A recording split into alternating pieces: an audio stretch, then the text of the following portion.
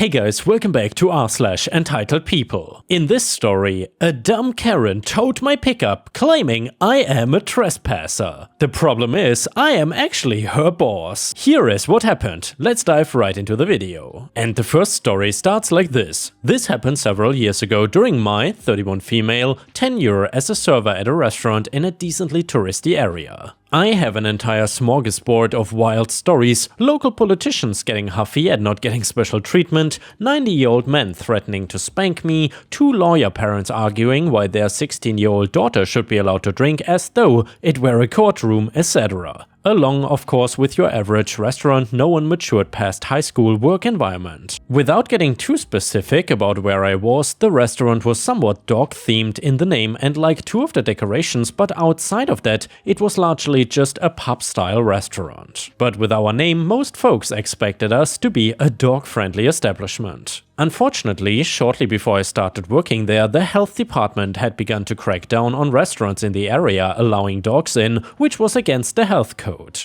As such, in an effort to live up to our name, management chucked off an arm and a leg to get permission to have a dog-friendly section on the patio. Part of the permission came with several rules like dogs cannot sit in chairs or on tables, or dogs must be on leash or in carriage.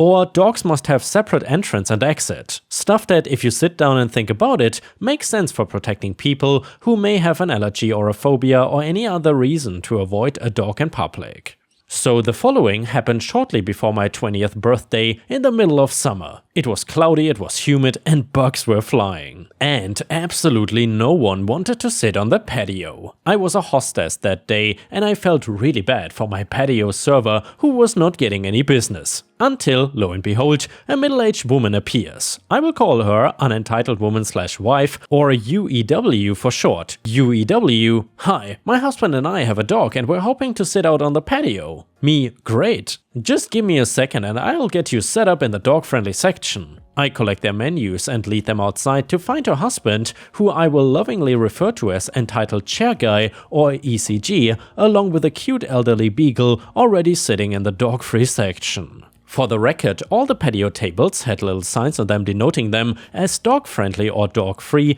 to make it easy on people. So this ECG had been using his eyes could have easily solved our first encounter before it began. Me in my chippiest customer service voice, "Hi sir, just so you know, you're in the dog-free section right now, but if you move over just one table, you'll be in the dog-friendly section and we can get you started." ECG looks up from his phone and his dark beady eyes meet mine. ECG in a seething tone, "Are you serious?" Now, I'm a bit taken aback at the hostility at such a basic request, but I'm no novice in crappy customers. So I repeat the rules and explain it's due to the restaurant needing to follow the health code. He continues to protest and his wife jumps in and starts pleading that it's just one table, why don't we just move? And now I feel even worse for her. Finally, he throws his hands up in the air and shouts, "Fine, but if my dog gets hit by a car, are you the one I sue?" Context, the dog-friendly section was adjacent to the sidewalk, which was adjacent to the road, so if you were gonna be hit by a car, it was technically the most likely spot. It also had never happened in the restaurant's multi-decade lifespan. At this point, my irritation meter is firmly in the red as I realize he's one of those entitled people, the ones who spit and threaten when they don't get their way. I shoot and even smile and say, "That's probably a question for my manager." ECG, "Ha, or your attorney." He really thinks that he got me with that zinger as I'm setting him down in the dog-friendly section, but really, I'm just hiding laughs, because these are the most pathetic kinds of people we serve. I just warn his server that he's a douche and go on with my day. I later bring out a bowl of water for the dog because it's hot and gross and the poor thing should not be dehydrated, you know? It was standard practice for us to bring dogs water while their owners ate. I set it down and immediately, ECG, "Is that tap water or bottled water?" Me fighting the urge to deadpan, "It's tap water, sir. Would you like me to go out and buy bottled water?" At that point, the dog begins drinking and ECG slams his hand on the table and shouts, "Well, it's too late now. Let's better hope it's not poisoned." Now the guy has me wondering if his dog is up to date on its shots or if he is an anti-vaxxer. His server told me that he later poured out the water. I have no clue if she was referring to his water or his dog's water, but he had loudly complained that there were bugs in it. I'd like to remind you, dear reader, that it was a disgusting, humid, muggy summer day, and this man decided to eat outside. While I do understand the initial revulsion at seeing a bug in your meal or drink, he was in the bug's world, dear reader, not ours, and we had no control over that. We still replaced his water though. About 10 minutes later, his entree is ordered, he and his wife are eating an appetizer, the dog is chilling, and some other mad soul walks inside and asks to sit on the patio. Just to be petty, I put him in the chair ECG had originally commandeered. But then I look over, ECG had his beagle in his lap while he was eating his food. If you remember from about 10 years ago when I was explaining some of the mandates we got from the health department, one of them was, dogs cannot sit in chairs or on tables. And while some of you might contest it, the dog being in his lap constituted being in a chair in the health department's eyes. Now, I didn't want to deal with this, to be honest. But I knew that between me and his server, on the 1 in a million chance that a health official just happened to walk by and see us breaking the rules, one of us would get thrown under the bus. So as UEW goes inside to order a drink from the bar, I slap on my customer service voice and stroll over to their table and say, "Hi sir, I'm sorry to interrupt, but I need to tell you that it's unfortunately against the health code for your dog to be in the chair with you." ECG goes silent for a few moments, simmering until, "Show me the health code." Me, "Excuse me?" ECG, "I'm not doing anything unless you show me the health code." At this point my patience is waver thin. This man is finding ways to push all the most annoying buttons rather than just following a basic rule and letting all of us get on with our days. Rather than continue with him and risk losing my temper, I go back inside to cool down and find a manager. I find one, we go to the office and she prints out the list of rules emailed to us by the health department. Then she holds up the paper to me and says, "Now this can go one of two ways.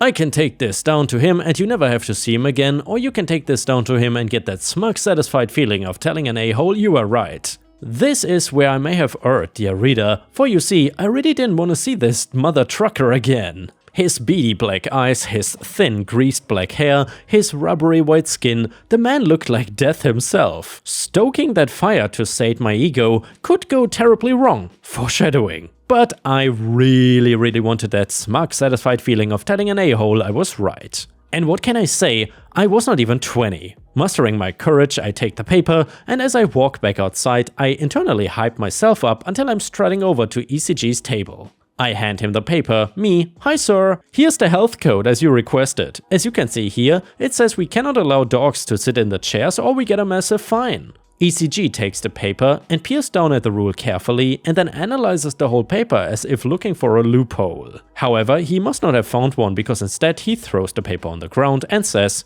"You can shove that up your ass." This man finally gave me a reason to drop the customer service voice, which, for the record, is very light and high-pitched. My normal talking voice is surprisingly deep and not as cheery, so I glared down ECG, dropped my register and growled, "Sir, put the dog on the ground or leave." This startled him at first, but he, being a man with an attorney and me being a short little waitress, working for pennies after all, regathers himself quickly. He scoops up his dog in his arms, stands and then takes his heavy metal chair and flings it behind him. It goes under our railing and nearly strikes two random women walking by, and then, dear reader, the piece de résistance, he sits down. On the ground with his dog in his lap. Now at this point, I've seen a lot in my service industry career. I can handle someone throwing a temper tantrum, but I cannot handle someone throwing a chair. Luckily, the two women he had very nearly assaulted know exactly what to do. They leer over him from behind the railing and begin screaming, gone full Karen for justice on this guy's ass. The more they screamed, the more he shrank, and we had attracted a small crowd of attention, and then they turned their gaze to me. Karens for justice? Oh my gosh, sweetie, are you okay? You know, we're from Brooklyn and even we find this appalling. Suddenly, I snap back to reality and realize I'd been rescued. I laugh and join a conversation with the women, with the pouting man between us. I not so subtly bemoan the immaturity and entitledness I saw on a daily basis. Overall, they were very sweet. Finally, ECG's server comes out, UEW in tow. She had been inside this whole time, completely unaware of her husband's outburst. She looks utterly horrified and ashamed. Their server lets me know the manager is on their way immediately. We file inside and all the employees crowd around a nearby window to watch as our manager goes out. ECG keeps sticking his finger in her face, speaking through gritted teeth, looking like he's about to pop a vessel, all the while UEW's mortified and our manager is bored. Finally, they leave. My manager comes back inside and tells us, okay, so he called me a CUNT and told me to go F myself, and if he ever comes back, we are calling the police. And yeah, Ripestars, I would say that manager probably already had a lot of experience with entitled people and handled that situation like a champion. Honestly, props to people who work in the service industry for dealing with entitled people all day long. It's something I could not handle, that's for sure. The next one is a title story and it's titled Karen Tows My Pickup Claiming I'm Trespassing. So I never thought I'd be posting in this subreddit because I don't have the kind of job that can lead to such situations, but hey, there's a first time for everything, and honestly, considering how unused I was to this, I think I handled it pretty well. So I work as a senior manager at a big construction company. Our company is big enough that we have many job sites spread across the city and a few in the neighboring ones. My job title as the senior manager involves visiting these sites and making sure everything is running smoothly, nothing illegal or immoral is happening, the environment is safe for them, what is there should be there and what shouldn't be there is not. You get the point, and that's why I drive a pickup truck provided by the company for this very purpose. Despite being a senior manager, I'm not well known by sight to most of these employees, especially the new hires. They often see me driving around the sites, but they might not recognize me if we were to meet face to face. It's not a big deal or anything, especially considering that I'm not the most social person, though I never thought I would have to face a problem because of this particular thing. About a week back I drove to a new construction site to check on the progress and I parked my pickup truck in the designated company parking area. This is important. When I got out and approached the construction site, I saw a woman coming towards me. She seemed to be about my age, though I couldn't remember ever meeting her before. I kept walking towards the construction site, but this woman quickened her steps and started snapping her fingers at me. Hey, you! Get that thing out of there! We are not running a charity! Park that garbage anywhere else! Her words made me even more sure that I'd never met her because I would surely remember a nasty attitude like hers. Still, I tried not to escalate the situation and I said, I know that, don't worry about it, that pickup truck is company issued and… But this woman, who I'll now be calling Karen, cut me off saying, listen, I don't give a damn about it. I don't care if it's company issued or government issued or your daddy bought it. Get that thing out of our parking spot. I still tried to be calm because it was early in the day and I didn't want my entire day to go bad because of this one very annoying person. When I say company issued, I mean the company who owns this construction site. And I made a point of gesturing at the said site that we were standing near. I work here. Well, not here, but I work for this company and they issued me… Again, Karen cut me off before I could complete my sentence and said, ha, good lie, I must say, but not really believable. So now stop wasting my time or… And pray tell, why is it not believable that I work at the company? I don't think most people have a habit of carrying around a pickup truck and park it in someone else's place and then proceed to go towards that said place. I know my words were very passive-aggressive, but I genuinely hate when people cut others off. There's no reason for you to not listen to an explanation fully unless you've already made a judgment, which, again, I highly dislike. Everything about this woman was so aggravating. Anyway, it was clear by her pissed off expression that she didn't like me being passive-aggressive to her. Because I'm the site supervisor here and I know all the senior staff, you moron. This told me that she was newly hired because the previous site supervisor was relocated. And I've never seen you before. Forget about here, I've never even seen a picture of you anywhere on our company's page or with other employees. So no, your half-baked lie is not believable and you better take your crap off our place or you'll be in big trouble. Now you see, that was a lie, because my picture is there on the company's page if only you scroll once and many of my colleagues have posted pictures of us together. Do you know Ravona? What? Or Tyler? What are you talking? Lucas, Ellie, Inaya, Fred, Camilla, Brian. What the hell are you spouting? Names of senior staff of this company, I answered calmly. Since you know them, call any of them and tell them my name. Just so you know, all these names are either completely fake or changed for their privacy. Karen obviously had nothing to say to that, and while this would be the perfect opportunity to apologize and get this matter done with, she instead stared at me and pointed a finger at my chest. You leave or I will have your car towed. You're clearly trespassing. Despite her annoyance, I didn't want to pull a rank on her, so I decided to call someone who I know had visited this site a few times and was involved in the hiring process of this new supervisor. But before the call could even connect, Karen had the audacity to slap the phone off of my hand. "Don't you dare to try to pull something on me!" Karen screamed and pulled her own phone out. I listened to her call a tow truck, complaining that there was an unauthorized vehicle on private property. I was busy picking up my phone and thankfully uncracked because of the cover and dusted it off. Well, when someone is so intent on getting themselves into trouble, maybe you should let it happen, I thought. Still, it was kind of unbelievable to watch my own pickup truck being towed away. Karen herself was all smug and smiley as she told me to run off or she would be calling the police on me next and someone like me could not afford bail. So I simply turned around and headed to the site office. I approached the receptionist and asked her to call a management meeting requesting all the site supervisors, including Karen, to be summoned to the meeting room. I was in the room next to it as everyone settled down and waited patiently until the last of them went in. I entered the meeting room last and I could instantly feel all eyes on me. I took a seat at the head of the table, and if I was not a professional, I would have laughed at how Karen's face turned white as she realized her mistake. I looked at all the faces present, ignoring Karen completely. I know I have summoned you all on a short notice, but this is an urgent situation we need to handle. As some of you may know, I'm the senior manager at this company. Again, if I was not a professional in the middle of briefing a room full of people, I would have laughed so hard at Karen's expression. Today, unfortunately, a misunderstanding arose regarding my presence here. Now, while I understand wanting to do your job and making sure nothing goes awry, it's equally as important to put down your ego and listen carefully to someone.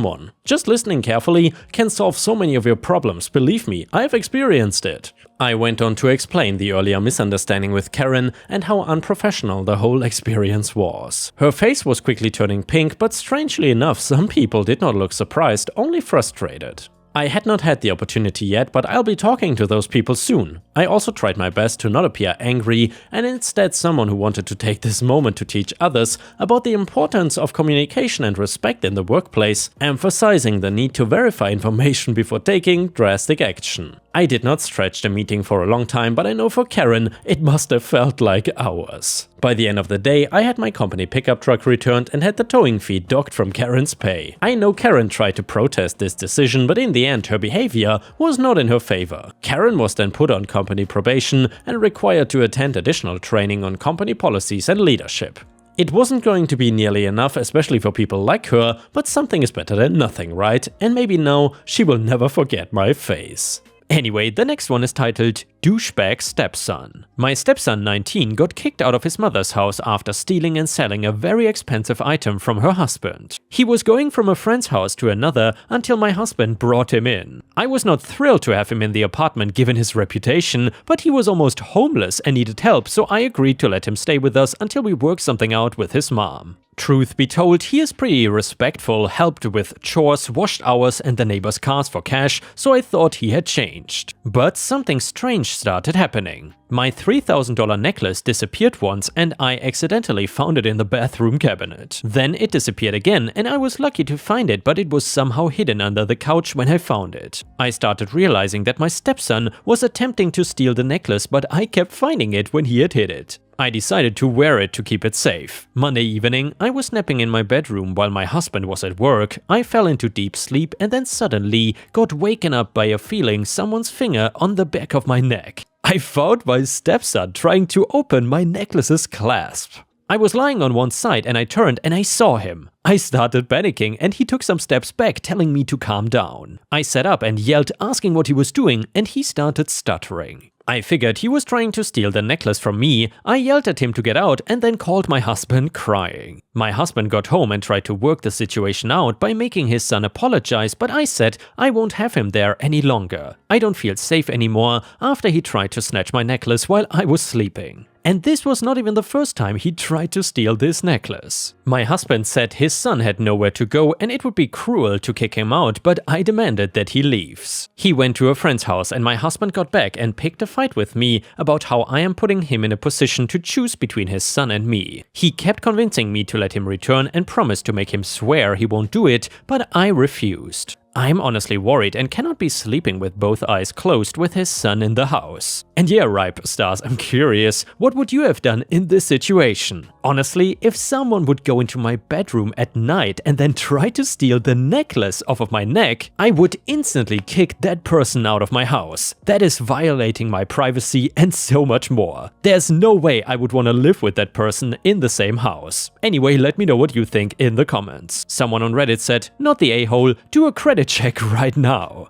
He is not respectful, he is doing basic chores for cash. Part of me is tempted to say he has been pawning the necklace for quick cash and then getting it back. Or he is testing how long it will take for you to notice it gone, so he has getaway time or time for the pawnshop owner to melt it down before police get there. Or maybe he's trying to establish some kind of fake history of you losing your necklace all over the place so the husband blames you. This is gonna happen again. Also, your husband is wrong, he will continue to do this until he gets jail time. There's a reason he's going from friend to friend's house. If he was quiet and respectful and changed and doing chores, they would be glad to have him. This has happened too many times for anyone to believe he won't do it again. He was supposed to not do it again when he first got there. You need to get an attorney, get all your crap and put it in a bank deposit box. Also, if a single piece of jewelry is missing, don't discuss it with your husband, just call the police. Shred all documents with your name, personal cell number, work info, etc. This includes credit card bills, things you get in the mail saying that you are pre-approved. Take your birth certificate, social card, passport, anything you can use to prove ID and put that in a safe deposit box also. You are one step away from getting knocked out for your jewelry. Get yourself out of there if he refuses to leave and get an attorney. Don't move back in unless your husband agrees to counseling and to kicking him out. There is no negotiating on either condition.